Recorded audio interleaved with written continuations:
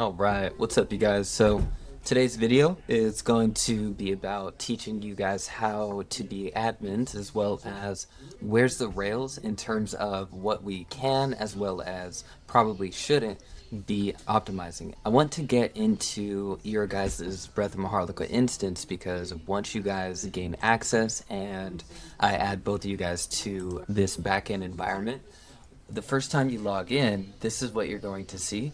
It's going to be a dashboard that gives you all sorts of schematics and information. If you want, you can check this out. However, the two most important areas that we're going to be diving into today is going to be pages and media. What we need to focus on is how to make updates on titles, subheaders, and images. We're going to get hyper specific, and I'm going to dive right into both of these. Media across your entire WordPress instance is all of the PDFs, videos, or photo assets that you have inside of your website. And so that can be resumes, that can be lead magnets, that can be images, reels, long form videos, all of it. Once we click into media, we'll notice that all of the media, no matter what page it's on, is located here. And then when we get to the pages area, all of these media assets are then available inside of them. You can see that we have all of your media files, a couple files from some templating I was doing with the sectioning, but everything is in here. If you ever come across an area where you want to update the image, you can come into your Breath of Maharlika backend and then go into the left-hand navigation, click on media, and what you would do is at the top here, you'll see an add media file. Once you do, you can either drag and drop an image into this top area or select files and pick the image that you would like to bring in.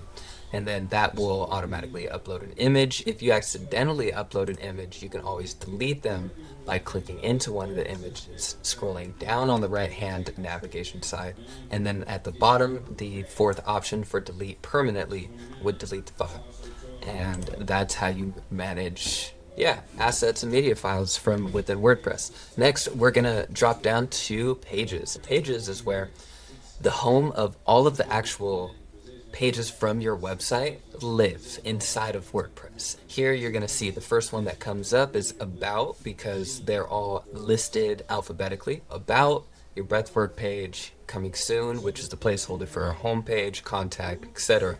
If we want to view these pages, we can hover over each one of them and we see that a longer navigation like subheader comes up, and in that subheader we have the option for view. We can view and then click into a new tab and then see the one that we wanted to see.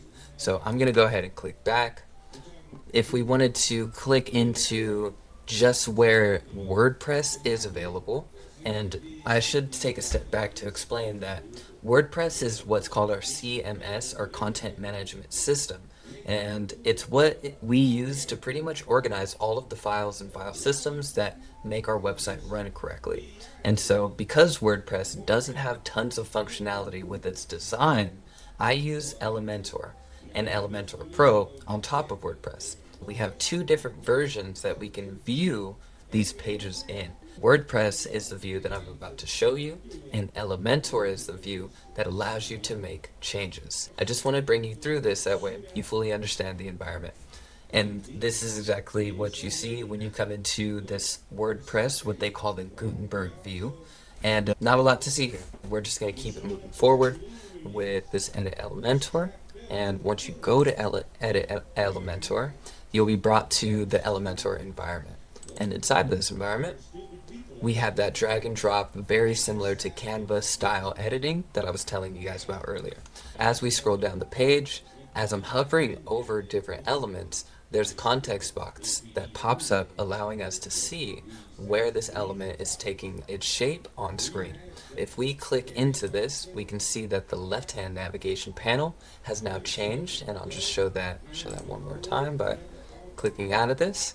And then if I click on this again, you'll see that edit heading has now popped up, and the same heading that's showing here is the same one on screen. This is exactly where we would go if we want to change the text. Voila! And to make this official, what we would do is in the top right hand side of the screen, we see an option for publish. and that would then publish the changes that we've made on screen. If we'd like to go back, we can always hit Control Z to undo what we had done before, or we can just fully delete this and then retype what was there. And that's a quick in and out of like just updating text and copy. It's the same thing for longer bits of text, as you can see down here. It doesn't say edit header, it says edit text editor, where we can then see all of the editing information or all of the copywriting information that we see here on screen. We'd be able to make quick edits as needed, just to show this, as needed. All of those edits would then show up. Yeah. For whatever we'd want. I'm going to hit Control Z, that way we can save these edits. The next thing I want to show you is the functionality of swapping out images while we're inside of Elementor, and as well as a little bit of some of the formatting guardrails that I want us to be aware of.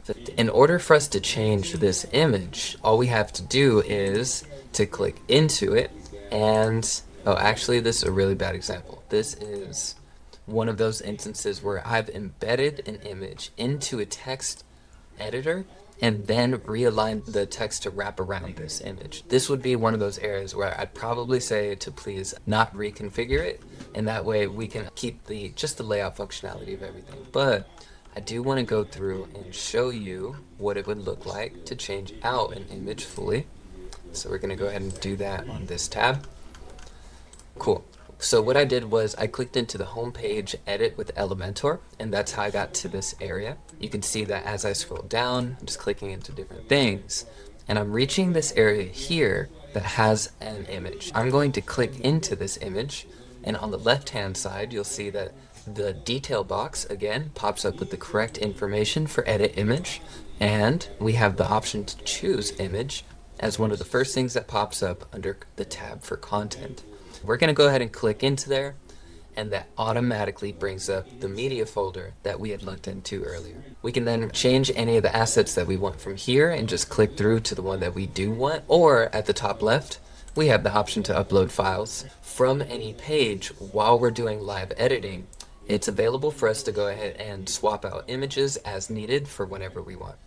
Now, the last thing that I wanted to show us is on the contact page. So I'm just going to go ahead and republish that to save changes. On the home page, sorry, let me go back. So on the home page, what we're going to be doing is under here, I'm going to add a button that says view live schedule, or view our schedule, or upcoming schedule. And then that's going to go straight to the contact page, and it's going to automatically scroll your customers down to this area. And let me center that. This area has a slide. This slide is something that happens automatically, and it shows the dates and times for your guys' upcoming events in a systematic way. Now, the way that I was able to do this is, as you click into here, you can tell that this is a header because it says edit heading. This one over here is a text box because it will pop up and say edit text editor. And over here, when we click in, it says it is a slide. As these slides come and go, and the actual today's date passes these dates, we can easily X out of this to get rid of it from the list. And I'm just going to go ahead and undo that because it's still relevant. But as we're adding more to the list, all we need to do to copy any one of these slides for the exact formatting and styling that I have is you can just click into this copy button, and then that creates a fourth slide for us and an upcoming event slide that you can then see by clicking right here. And then we can see that change by clicking into this label, going over to the content tab, and changing the event information. And that will change the new event information, allowing you guys to indefinitely make new events for the website as needed, as well as having it directly next to your guys' contact form and your bookings widget. And I think that would make the most sense. That way there's a touch point of it on the home page, but there's actionable, like a visual on the contact page. If there's any part of this that may need a little bit more clarification, I'll get to it and make another video, but otherwise, I will see you soon. All right, peace.